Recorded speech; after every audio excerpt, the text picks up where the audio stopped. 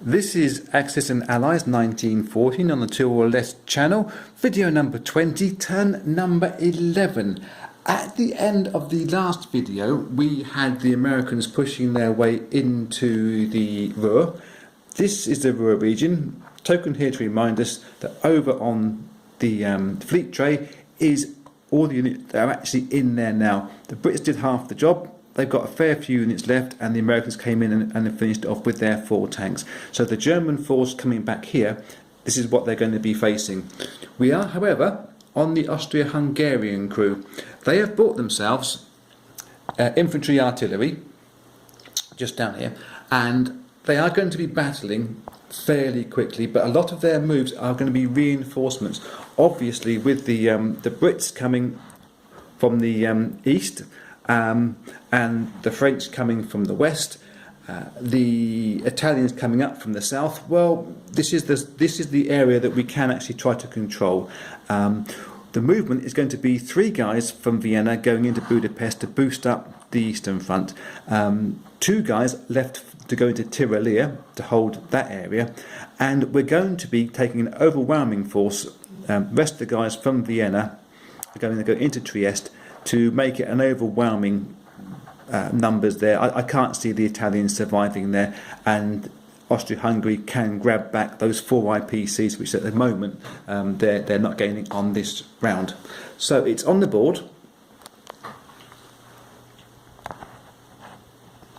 It looks mightily unfair, but hey, there you go. All those artillery, all those infantry, all rolling at 3 or less against just the 4 defenders. So plenty enough damage there. 1, 2, 3, 4, 5 straight away. So that's the Italians knocked out of there. It's what they can do in reply. And I'm seeing just the 1 hit. So as we thought, overwhelming damage done by the Austro-Hungarians. I shall tidy up that Trieste region and adjust the IPC counter, and next up we will be on Germany to see whether, and I think they're going to, have a bash back from either Hanover or from Kiel into Ruhr, or possibly coming forward and just having a pop at the French here in Munich. They are quite strong, the Germans in Munich, but so are the French. And again, the Germans have these attacking tanks. It's better to be using those in attack than in defence. Germany, on turn number 11, are making a infantry artillery buy. They're still thinking that they need to have some kind of attacking power rather than going into strict defence, and they are going to be making some attacks.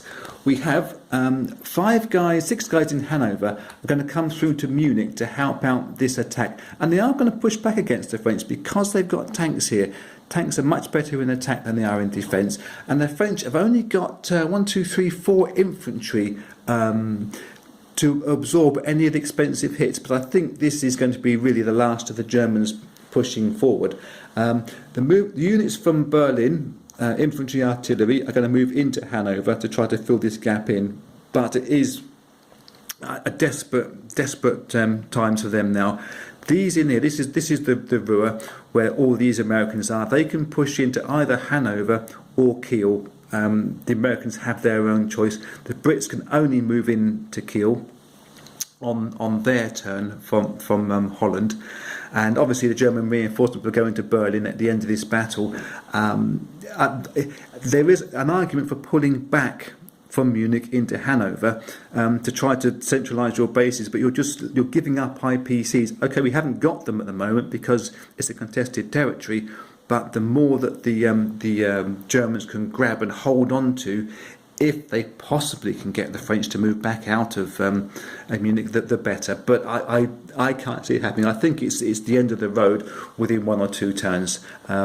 Further up, the German forces in Moscow will move into the Ukraine just to hold on to those extra IPCs and stop these Brits here from Sevastopol moving into the Ukraine and just being annoying and grabbing a petty number.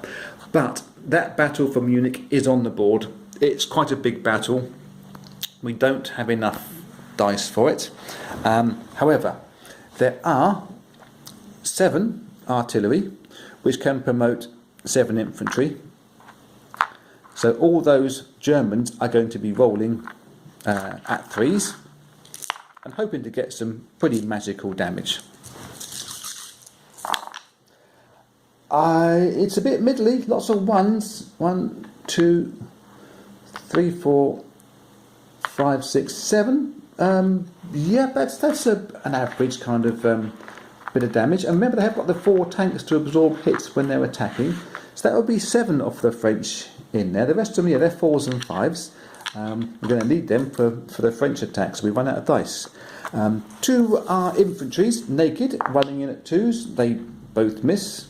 I shall put those dice up there straight away. And they're 4 tanks rolling in at 2s. And they all miss. Ooh. I think you've got to say they were hoping for more than that. That's a definite under-roll.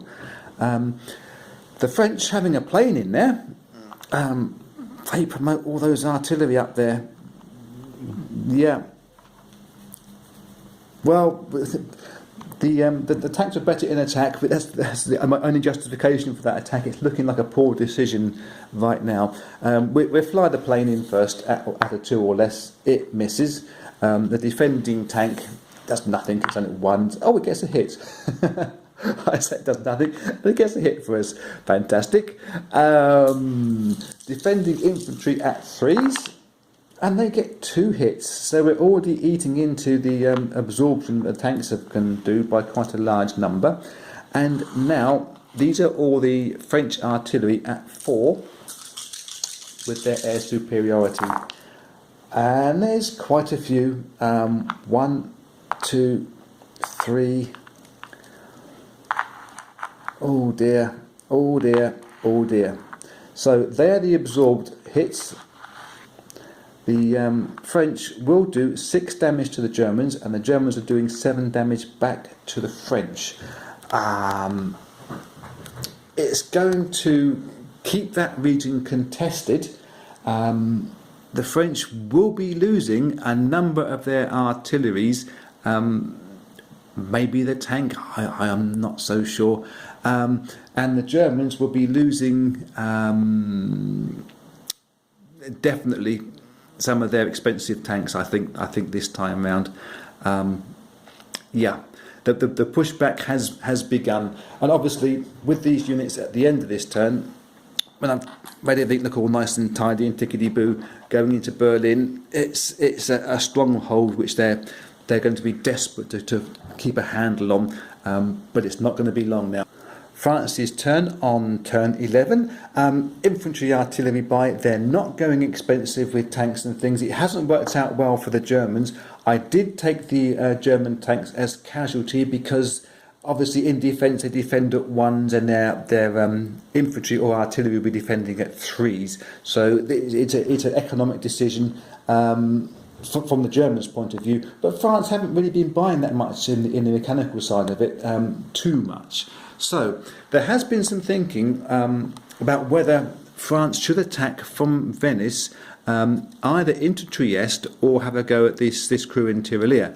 And the conclusion we sort of came to was that if you do go through there are plenty enough Italians to hold off, but it would focus the Austro-Hungarians to come down here in smaller numbers because there'll be less units generally around here. France aren't feeding through from Burgundy-Piedmont anymore. They're concentrating on Munich. So if Austria-Hungary felt free to move things into Bohemia and Munich can support the Germans or even attack the French, it may slow down this advance.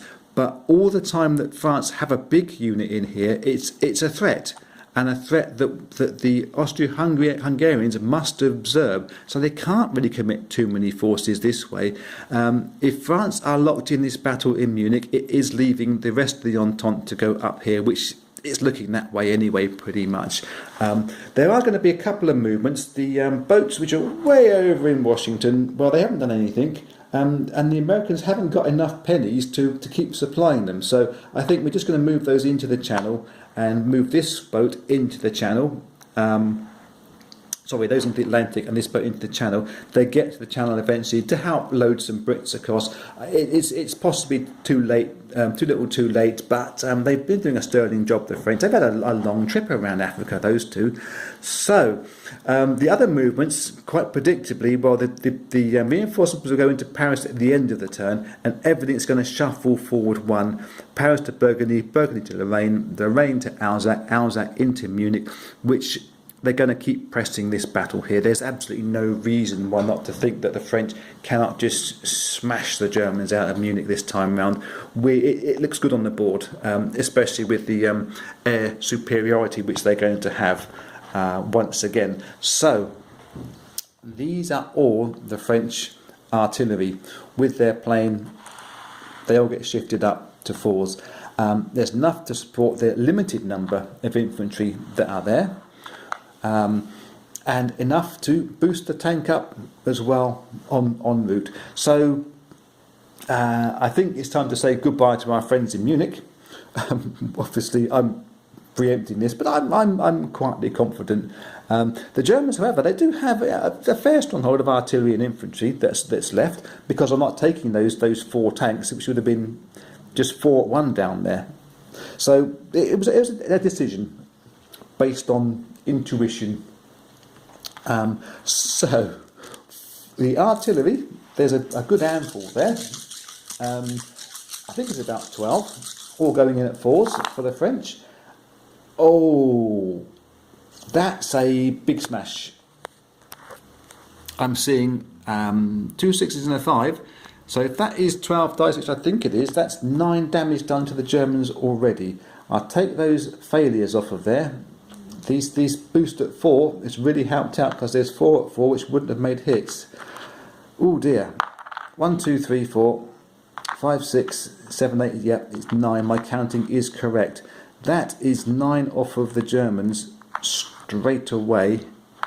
Yeah, and we haven't done the infantry and the tanks, which are all supported this time round. They're all at 3s. Another big load, another 3 hits. Oh dear. That, looking at it very, very quickly, there's 12 damage done, of which the Germans can absorb none, and I'm only seeing 13 dice. If this plane hits at a 2 or less, which it's bound to do, they wipe out Munich. Oh, it didn't. You can't quite see that there, but it rocked onto the 2 and then back onto a 6. Okay. It's part of the fun.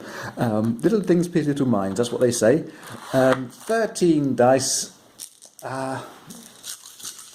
What damage can the Germans do in this fight? And 1 will be taken off for the French tank that's there. All at 3s. Quite a few actually. 1, 2, 3, 4, 5, 6 damage. So about a medium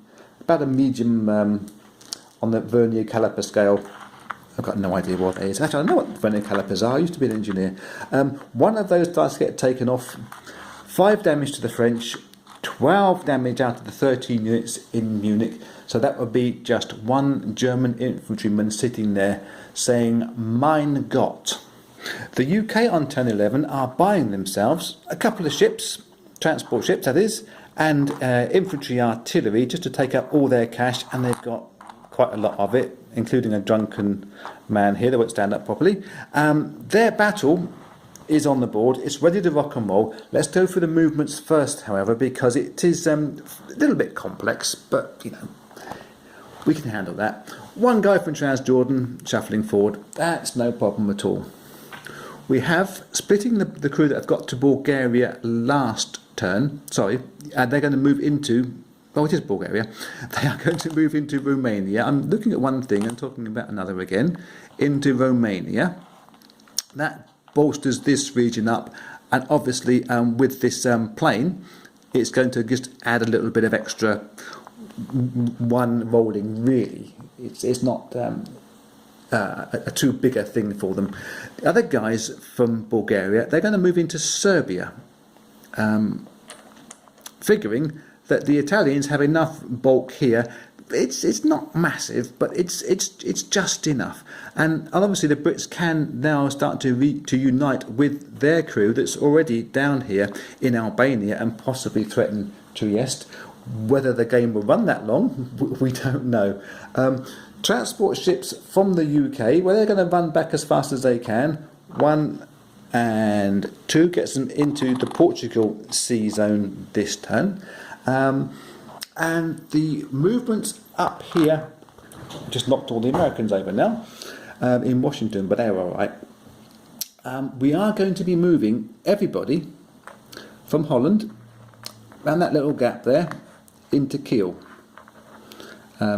It looks like a bit weak at the moment, but in Ruhr, on the fleet tray, is also all these units. That bolsters the UK up quite a little bit. Extra 3 infantry, words out. Extra 3 infantry, 3 artillery, and a plane.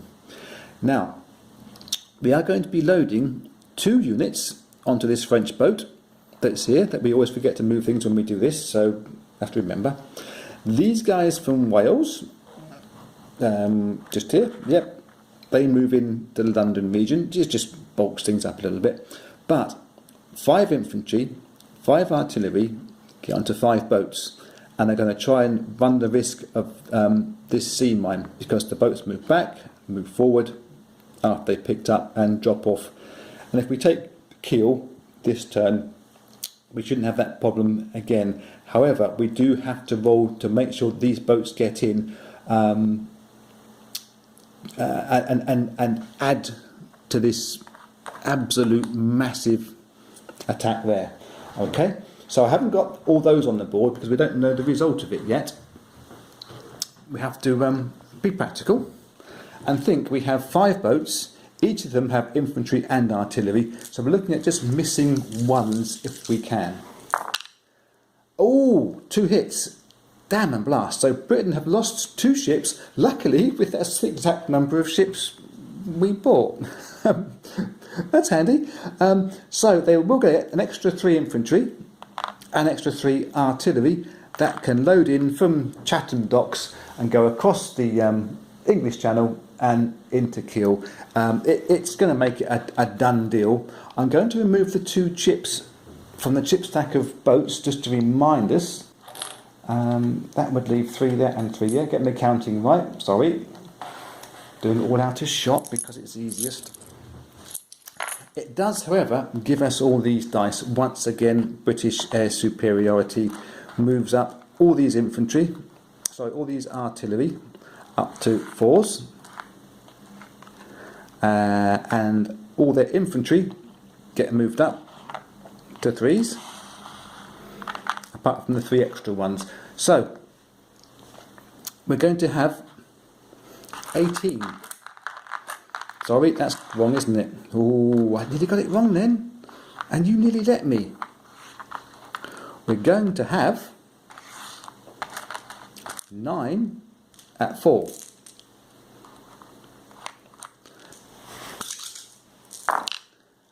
And there's quite a few. 1, 2, 3, 4, 5, 6. Actually, looking at what's left in Germany just here in the Kiel region, and I'm looking at that wrong. They got an extra dice, 7. I'm getting it wrong today entirely. So we have to roll the other infantry.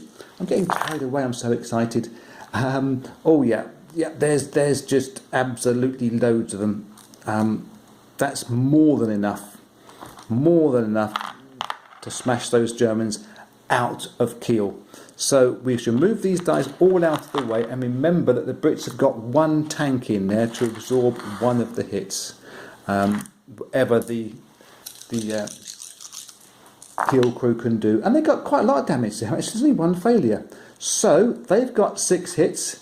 That will be, with 1 tank absorbing, 5 off the Brits. We are with Italy on turn number 11, and we're just going to first quickly show you the result of that big UK push into Kiel.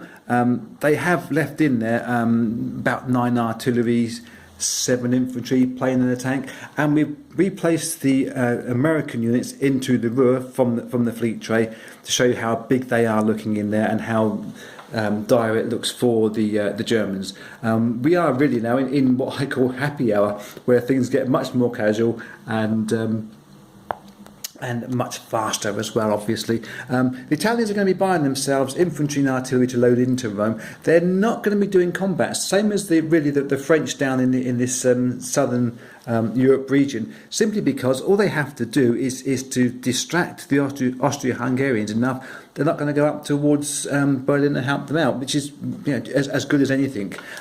Constantinople, a couple of guys there moving forward into Bulgaria. That's the only real moves down here. The rest of it is just going to be Tuscany moving into Venice, and Rome moving into Tuscany. Oops, one fell off. One fell over. Me fat fingers again. And the reinforcements going into Rome. That's all it's going to be for Italy. It really has to be just a simple matter of distraction. And I think if the Tiralia crew try to attack the French on the next go, they'd be in for a hiding in the first place, but it's going to leave a hole for everybody else to run through back to Vienna. We are ready for America Land to end the turn. They're getting a small purchase of infantry and artillery, just about maxing out their budget. Their boats are going to be moving 8 units, 1, 2, 3, 4, 5, 6, 7, 8 units across into the Middle Atlantic. These boats are going to be moving back to Washington, and the boats that are in the English Channel will come across into the Middle Atlantic. The usual conveyor belt sort of stuff. In Europe itself, the forces in Belgium, just 3 infantry, 3 artillery, evading my fingertips, are going to be moving into Ruhr, and the Ruhr crew are all into Hanover to try to squash this German resistance. That is already on the board. Here's how it looks. Plenty of American artillery, 9 of them, that can support 9 infantry units. So we get a big 18 at 3 to start off with. German resistance is pretty strong there. They've got quite a bit of infantry and artillery themselves. There's no planes in the battle. Oh, that looks terrible. That looks terrible for them, the Americans. They could have done with some air support there. I'm just seeing 3, maybe 4 hits out of all that. Oops. 1, 2, 3, 4, 5, 6. Wow. That's what you call an underroll, I think, really. They have the rest of these going in at 2s. That's 1 infantry and 5 tanks, all at 2s. And get 2 more hits. That's just the 8 units off. I think we were expecting more than that. Seriously, weren't we? In reply, infantry artillery from the Germans. They're all going in at 3s, and they've just smashed the heck out of the Americans. 1, 2, 3, 4, 5, 6, 7, 8, 9 off America Land. Ooh, it's not really going to change the end result, but it's just going to slow everything down. Let me tidy that up on the board, and I'll show you the results there. No, I won't scratch that. Remember, America have got 4 tanks in the battle. They only lose 5 pieces. Aha! Well, that is how it looks now in Central Europe. The Germans are in full retreat back towards Berlin. Round number 12 and video number 21 will come up next, and I believe that we're going to be calling it then. I will see you in a wee while.